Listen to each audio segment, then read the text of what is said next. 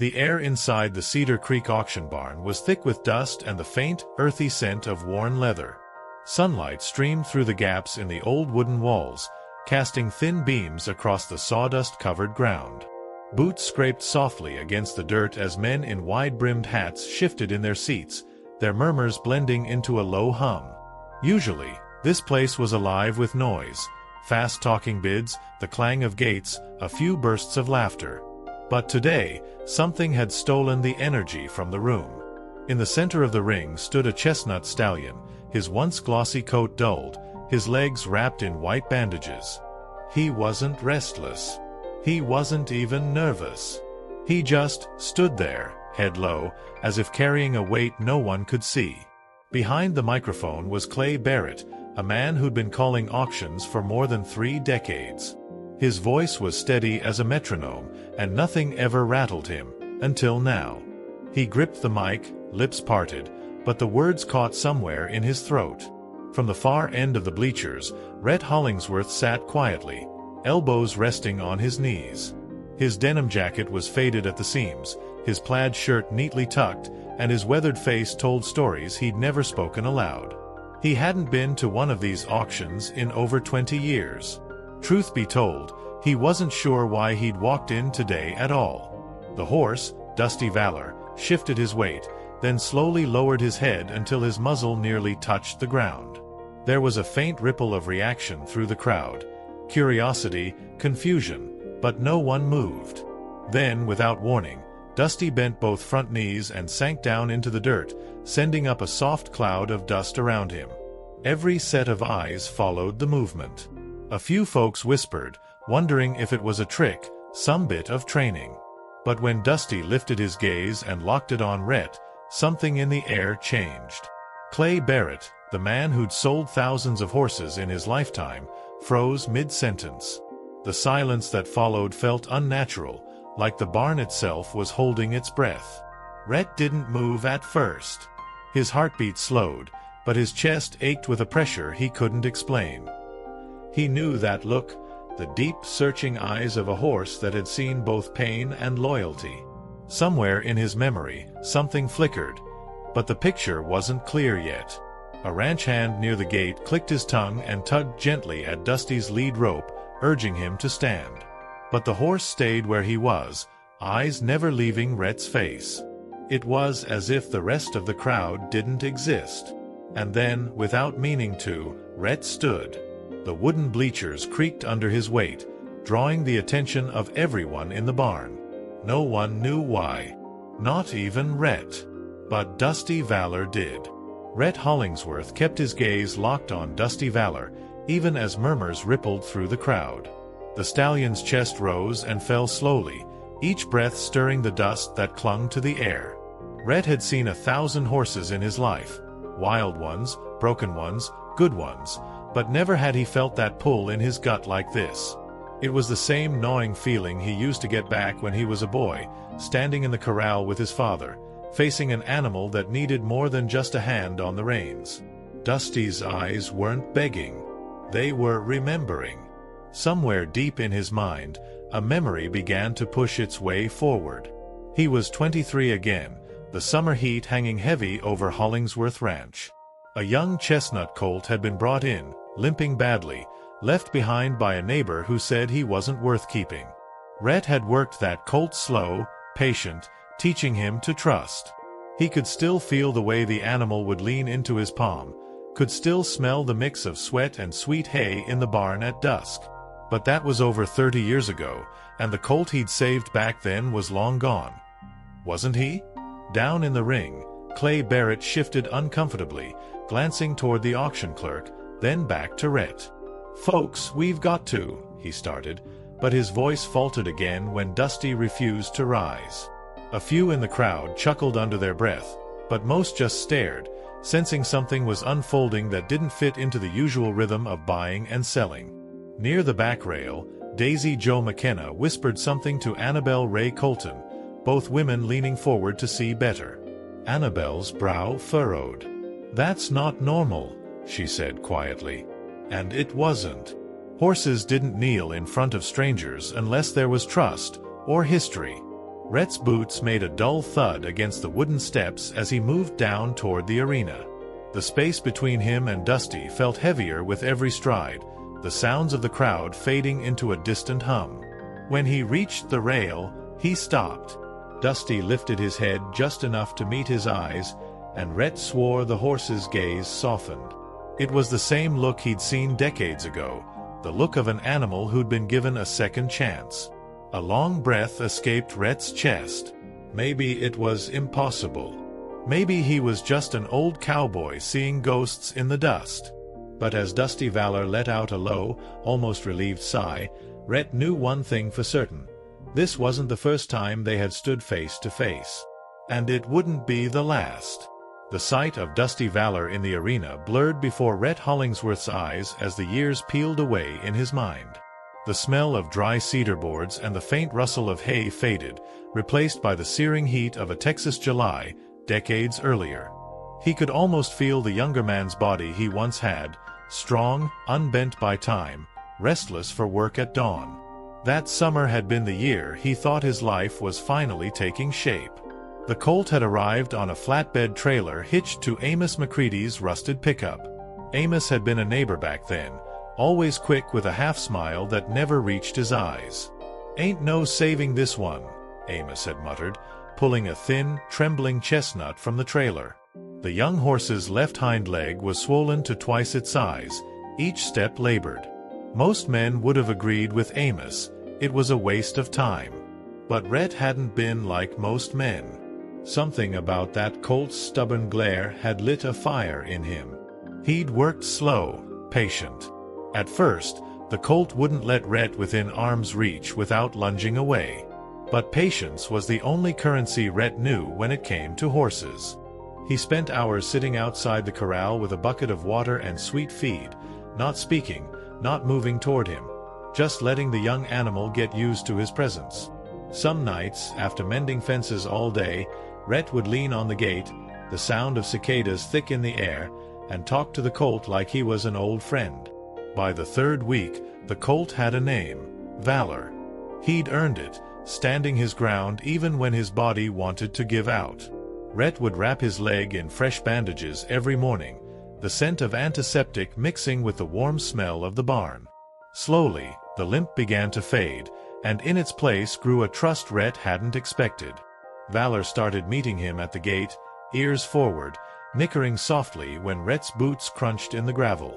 It was in August, just before dawn, that Rhett found Valor lying in the pasture, the morning fog curling low over the grass. He thought the worst, but the colt rose, walked toward him, and to Rhett's amazement, knelt briefly, lowering his head as if in gratitude. That moment had seared itself into Rhett's memory, though he'd never told a soul. Now, standing at the edge of the auction ring all these years later, Rhett felt his pulse quicken. Dusty Valor. The same copper coat, the same eyes. And when the stallion shifted in the dirt, lowering himself in that familiar motion, Rhett's breath caught in his throat. It wasn't just memory. It was him. Rhett Hollingsworth didn't step into the arena. Not yet. He stood at the rail, gripping the rough wood, eyes never leaving Dusty Valor.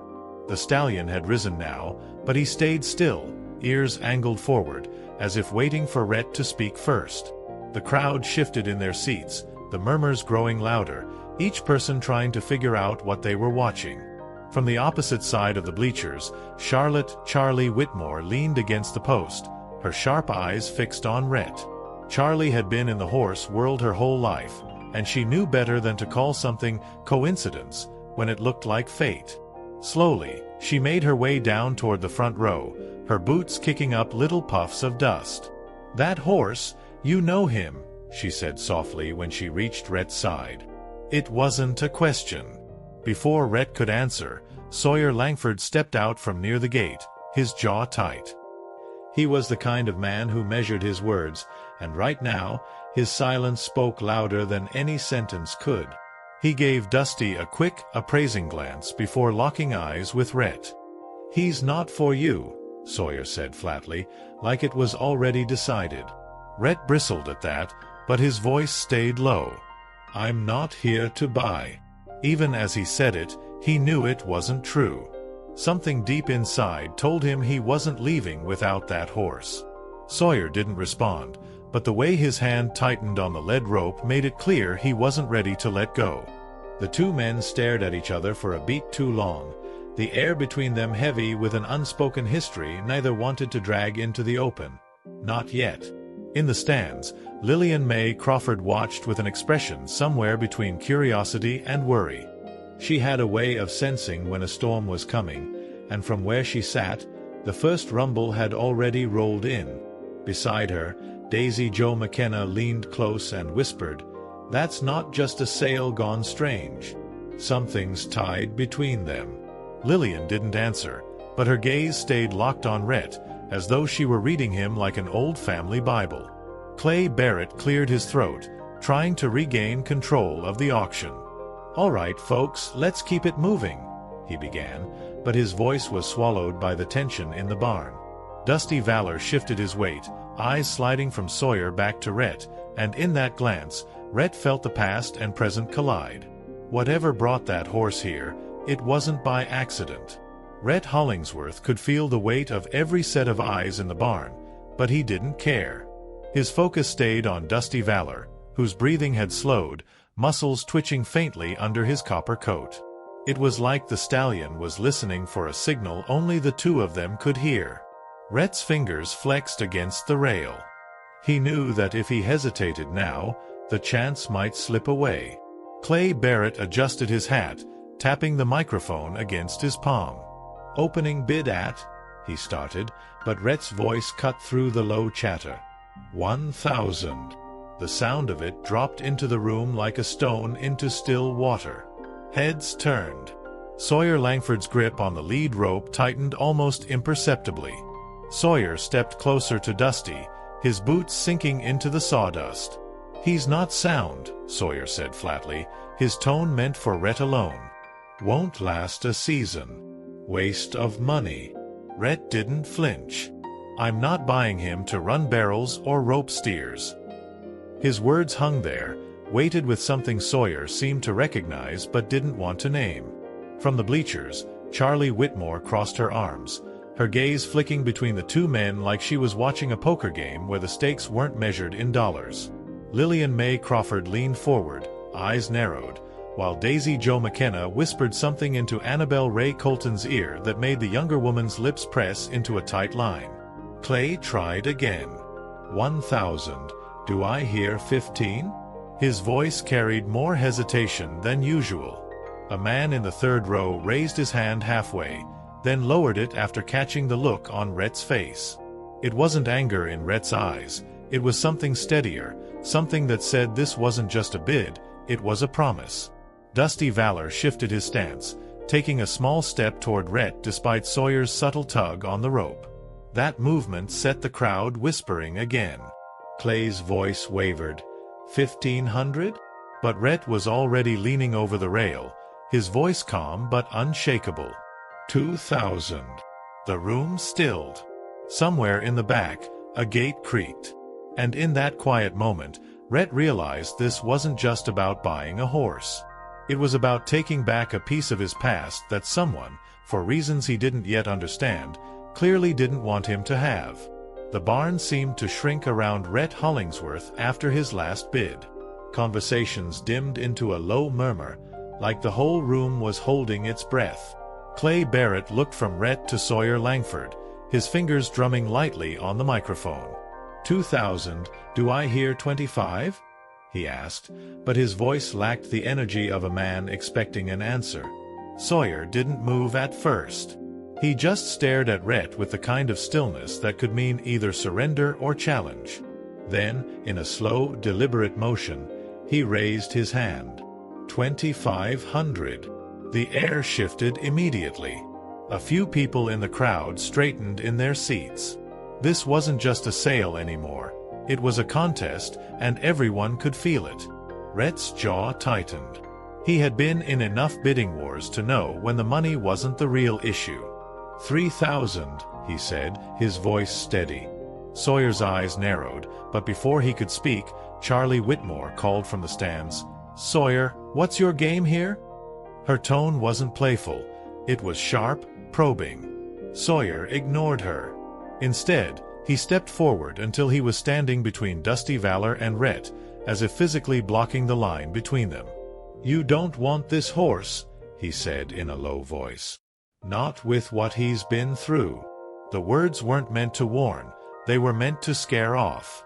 But Rhett didn't budge. "Then maybe I'm the only one who does," he replied. In the stands, Lillian May Crawford shifted uncomfortably. She'd seen this kind of standoff before, and it never ended clean. Daisy Jo McKenna leaned toward her, whispering, "What's he talking about?" Lillian's eyes stayed fixed on the two men in the ring. Something neither of them's ready to say out loud. Clay cleared his throat, his patience fraying. "We've got 3,000 from Hollingsworth. Do I hear 35? His voice rose over the tension, but his eyes betrayed his curiosity. Dusty Valor pawed the ground once, then looked directly at Rhett, ears flicking forward like he was casting his own vote. Rhett knew right then that no matter the number, no matter what Sawyer said next, he wasn't walking out without that horse. The bidding stalled at 3,000, but the air inside the Cedar Creek barn was thick with something far heavier than money. Clay Barrett's voice faded into the background as Rhett Hollingsworth locked eyes with Sawyer Langford. Dusty Valor stood between them, unmoving, as if the weight of both men's histories pressed down on his withers.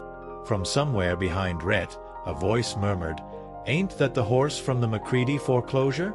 The words slid through the crowd like wind through tall grass, and suddenly the whispers multiplied. Names were mentioned, Amos McCready's among them, and with each passing second, the story seemed to grow sharper in the telling. Rhett caught fragments, abandoned, auctioned off twice, worked near to death. Charlie Whitmore had moved closer, her arms crossed tight over her chest. "Sawyer," she said, her voice carrying just enough to hush the row nearest her, "if what I'm hearing is true, then this horse has been through more than anyone here knows." Sawyer's jaw tightened, but he didn't meet her eyes. Instead, he kept his focus on Rhett. "He's broken," he said simply, but there was a flicker, just a flicker, of guilt in his tone. Rhett's mind was already racing. If Amos McCready's name was tied to Dusty Valor, then there was a connection reaching back decades, maybe even to the colt named Valor he'd saved all those years ago. That thought landed heavy in his chest. If this was the same horse, and deep down, he knew it was, then every mile of pain, every cruel hand the animal had endured since, was part of a history Rhett hadn't been there to stop. In the bleachers, Lillian May Crawford exchanged a look with Daisy Jo McKenna, the kind of look that spoke of things better left unsaid in public. Annabelle Ray Colton leaned forward, whispering, "Why's Sawyer fighting so hard to keep him?" Lillian shook her head, her voice low. "Because letting him go means telling the truth." Clay Barrett tried to steer the auction forward, but the moment had already shifted. This was no longer about who had the deepest pockets. It was about ownership of a story, one written in scars across Dusty Valor's hide. Rhett felt the pull stronger than ever. He wasn't just bidding for a horse.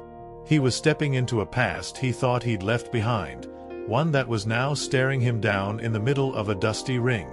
Clay Barrett's voice was barely more than a thread. 3,000. Do I hear 35? The crowd had gone still, the way it does when everyone senses something about to snap. Rhett Hollingsworth could feel the moment narrowing. The barn, the faces, the dust in the air, until all that existed was him, Dusty Valor, and Sawyer Langford. Sawyer took a slow breath, like a man preparing for a fight he didn't want but couldn't avoid. 3,500, he said at last. It wasn't loud, but it was firm. A few heads turned sharply, waiting for Rhett's response.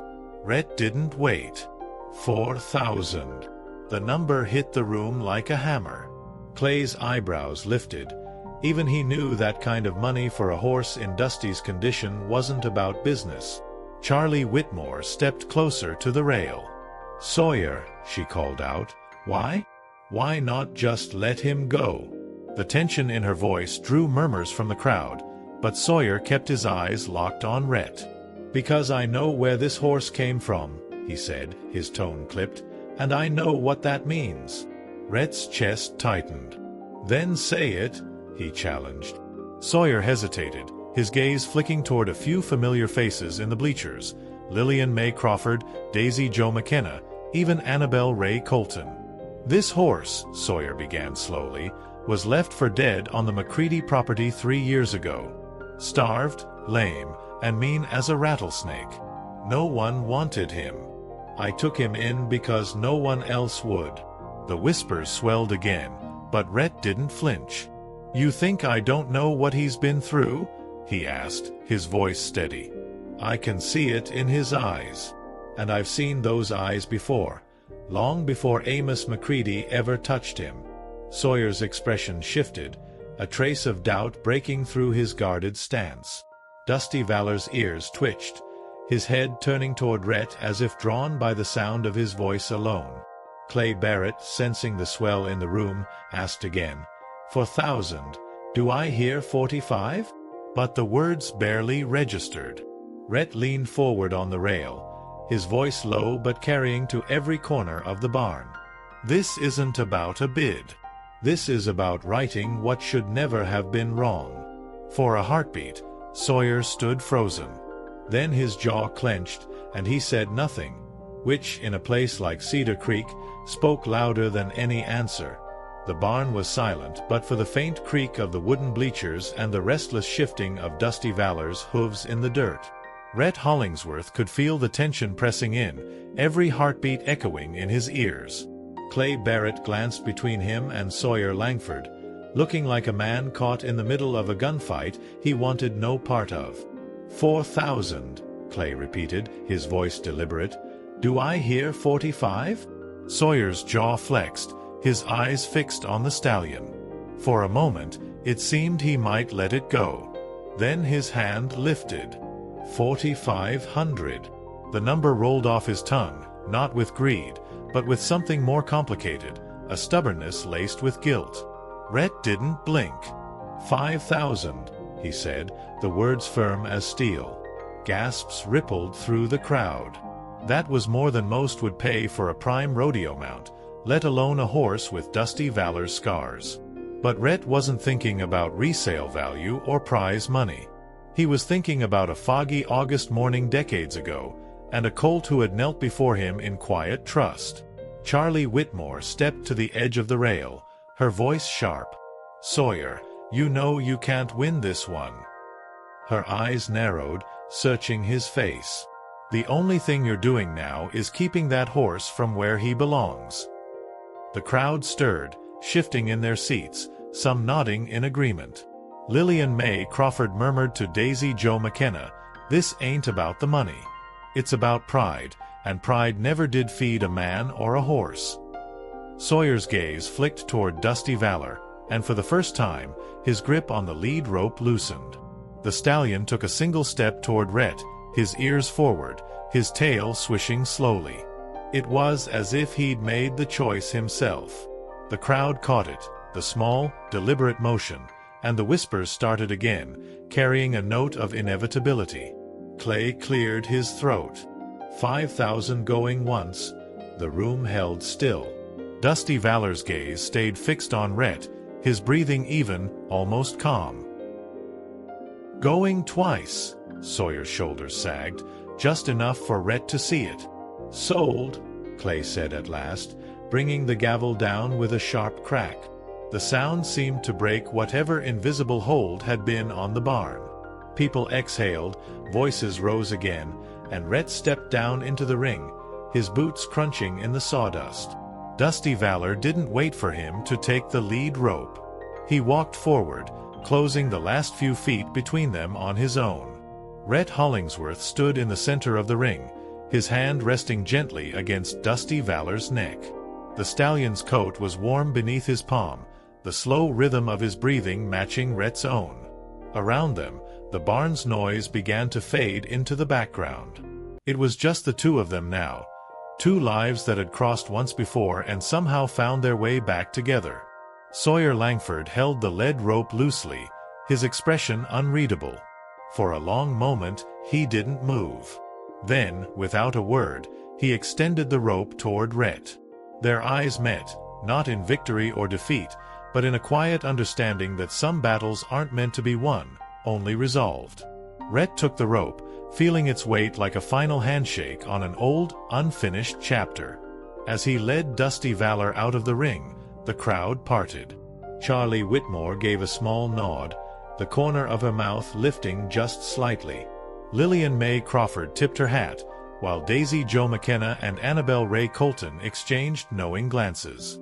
Whatever history had just played out in front of them, they seemed to understand it was bigger than a horse sale.